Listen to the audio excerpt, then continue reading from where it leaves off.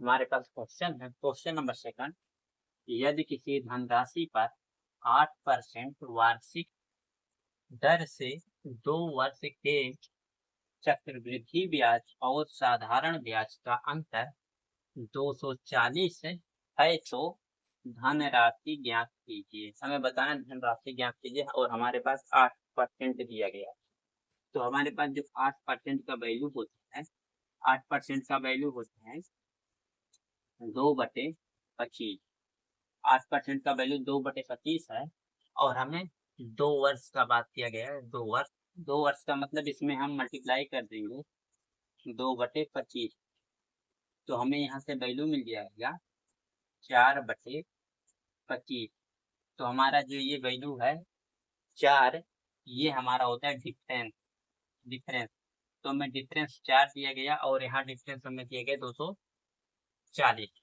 तो यहाँ से हम क्या करेंगे, जो हमें दिया गया यहाँ से 240, तो 6 चौक 24, यहाँ 60 गुना है 240, हमारा 4 का 60 गुना है 240 डिफरेंस। तो अब हमें क्या चाहिए, हमें धनराशि बताना है कि प्रिंसिपल वैल्यू, और ये प्रिंसिपल वैल्यू हो जाएगा यहाँ 625 हो जाएगा। 25 का मल्टीप्लाई करेंगे 625 हो जाएगा और 625 में हम क्या करेंगे, इसका 60 गुना कर देंगे। 625 का 60 गुना करेंगे तो यहाँ से हमें 0 मिल जाएगा। 6×25 30, 6×2 12, 3×15 और 6×4 36, 1 37। तो हमारे पास इस क्वेश्चन का राइट आंसर हो जाएगा 37,500। 37,500 ऑप्शन नंबर डी राइट है। Option number D right. हम इस क्वेश्चन को एक तरीके से और लगा सकते हैं। जैसे हमारे पास डिफरेंस क्या दिया गया है 224, तो यहाँ से हमारे पास क्या है 8% रेट है। तो जो हमारे पास 8% रेट है, हम इसको लिख सकते हैं 2 वर्ष में 8×64 हो जाएगा।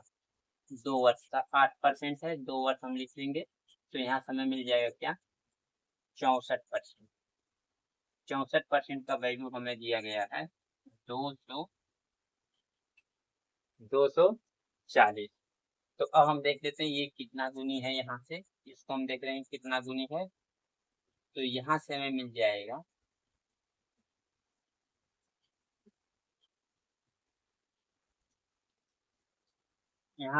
जाएगा ये जो वैल्यू मिलेगा यहाँ से कितना गुनी हो जाएगा,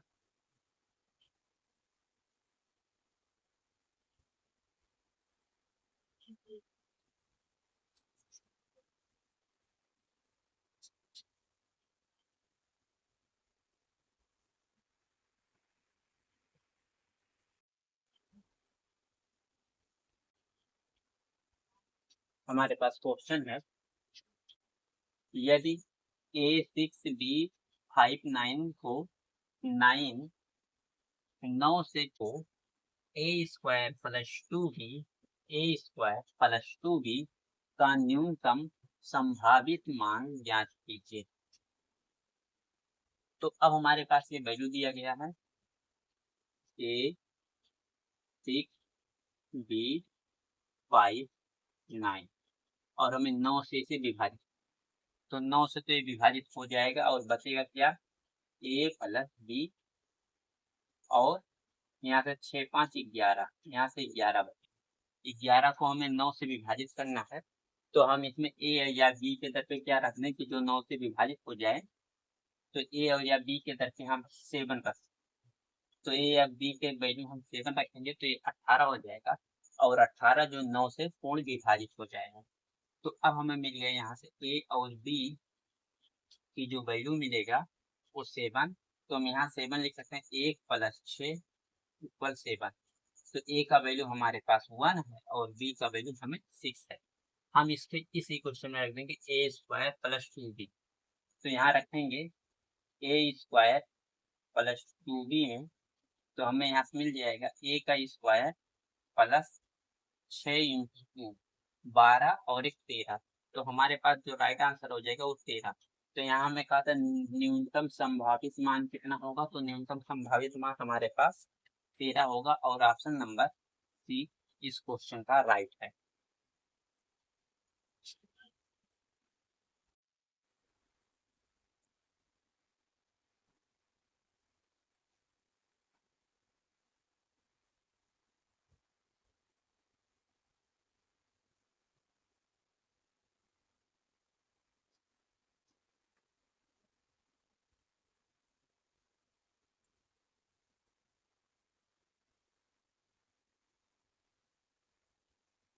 हमारे पास क्वेश्चन है, क्वेश्चन नंबर 3, 2 साल के लिए 5% की ब्याज दर पर 400 का चक्रवृद्धि ब्याज और साधारण ब्याज के बीच अंतर ज्ञात करें। हमें बताना है अंतर ज्ञात करें। हमें दिया गया 5%। 5% का वैल्यू जो होता है हमारे पास, 5% का जो वैल्यू होता है वो 1/20, 1/20 होता है। हमें समय दिया गया है 2 साल, तो 2 साल का 1/20 को हम 2 बार मल्टीप्लाई कर देंगे, 1/20। तो यहाँ समय में वैल्यू मिल जाएगा 1/400। एक हमारे पास क्या होता है, ये डिफरेंस है, और ये 400 हमारे पास प्रिंसिपल। तो 400 का वैल्यू हमें 400 ही दिया, प्रिंसिपल का वैल्यू हमें यहाँ से 400 का वैल्यू 400 दिया गया, यानी कि ये 1 गुना है। तो डिफरेंस हम क्या कर लेंगे, डिफरेंस भी हमारे पास 1 गुना हो जाएगा और डी का वैल्यू हमें 1 मिलेगा। इस क्वेश्चन में जो डिफरेंस मिल जाएगा वो 1 मिल जाएगा। तो अब हमारे पास इस क्वेश्चन का जो राइट आंसर होगा वो ऑप्शन नंबर सी हो जाएगा, एक राइट।